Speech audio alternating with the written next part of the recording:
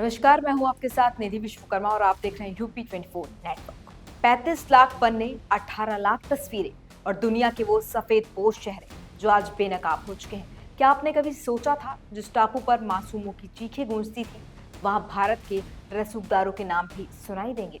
क्या बॉलीवुड की चकाचौंध के पीछे कोई सप्लाई क्वीन छिपी थी?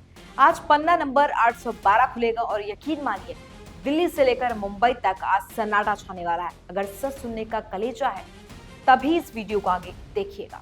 कल्पना कीजिए एक ऐसी दुनिया जहां इंसान कैदी है और मासूम लड़कियां सिर्फ खिलौना, जो सत्ता का नशा इतना गहरा है कि कानून की बेड़ियां भी पिघल जाती हैं। जेफरी एप्स्टीन जो एक काली दुनिया में रहता था, जिसे दुनिया फाइनेंसर समझती थी, असल में वो एक एडिक्टेड था जो 2 घंटे भी अपनी के बिना नहीं रह पाता था।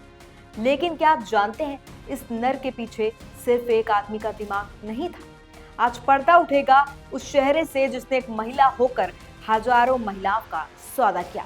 वो नाम जिसे सुनकर आज भी लिटिल सेंट जेम्स टापू की दीवारें कांप उठती हैं, गिस्लेन मैक्सवेल।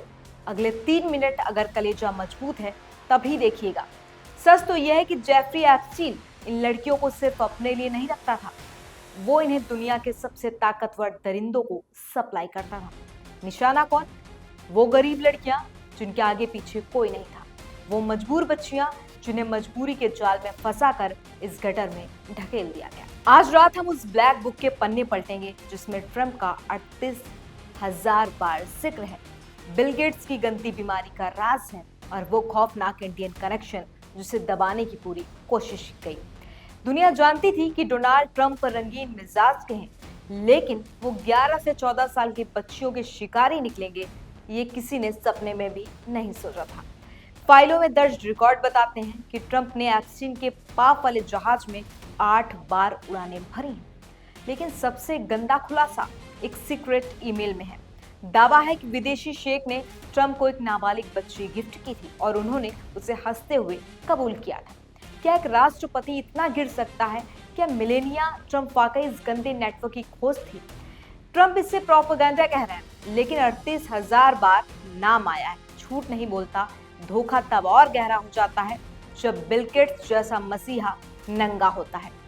7 ऐसे ईमेल मिले जो बताते हैं कि रूसी लड़कियों के चक्कर में बिल गेट्स को एक गंदी बीमारी लगी थी। वो जेफरी एप्स्टीन के सामने हाथ पांव जोड़ रहे थे कि एंटीडोट तो दे दो ताकि पत्नी मेलिंडा को पता ना चले।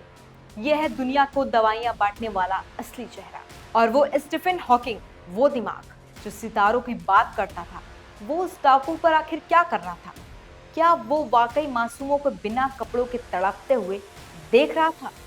एप्स्टीन के इन महान लोगों को सिर्फ इसलिए बुलाया ताकि वो अपनी दरिंदगी पर इज्जत की पॉलिश चढ़ा सके। सोशल मीडिया पर वायरल उन वीडियोस को देखिए, कोई 12 साल की तो कोई 14 साल की। उनकी चीखें जेफरी एप्स्टीन की ऐशो आराम के शोर में दबा दी गई। लेकिन सवाल वही है, ये सब मुमकिन कैसे हुआ?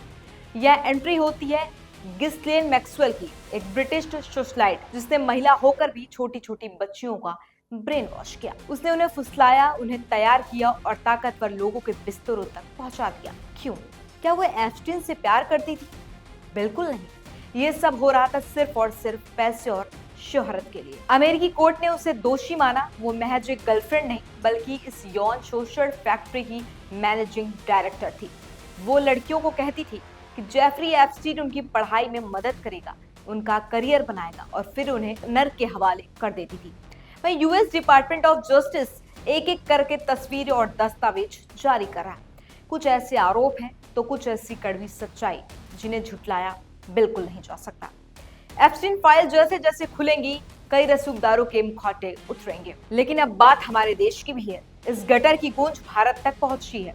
मशहूर फिल्म मेकर मीरा नायर का नाम उस गिस्लेन मैक्सवेल की आफ्टर पार्टी गेस्ट लिस्ट में मिला जो लड़कियों को रसूखदारों तक पहुंचाती थी। आखिर बॉलीवुड के इन सितारों का उस नर की रानी से क्या नाता था? वहीं उद्योगपति अनिल अंबानी के ईमेल्स ने हड़कंप मचा दिया है कि ट्रंप प्रशासन तक पहुंचने के लिए वो एप्स्टीन का सहारा ले रहे थे, जहां उन फाइलों में मोदीज गाय कहकर संबोधित किया गया। मंत्री हरदीप सिंह पुरी की 3 गुप्त मुलाकातें और दीपक चोपड़ा के एप्स्टीन के साथ वो अजीबो गरीब ईमेल्स, ये सब क्या इशारा कर रहे हैं? या ये रसूखदारों का असली चेहरा है? सबसे हैरान करने वाला जिक्र है दलाई नाम का। 2012 के एक ईमेल में ऐसा दावा है कि उस टापू पर दलाई लामा आने वाले थे। हालांकि उनके ऑफिस ने इसे सिरे से खारिज कर दिया है, लेकिन सवाल ये है क्या एप्स्टीन उनके जैसे बड़े नामों का इस्तेमाल रसूखदारों को फंसाने के लिए कर रहा था?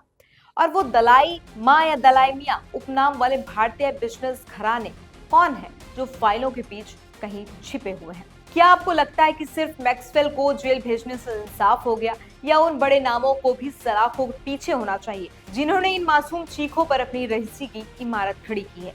आपकी क्या राय है जो कमेंट सेक्शन में जरूर बताइएगा। तब तक के लिए देखते हैं यूपी 24 नेटवर्क।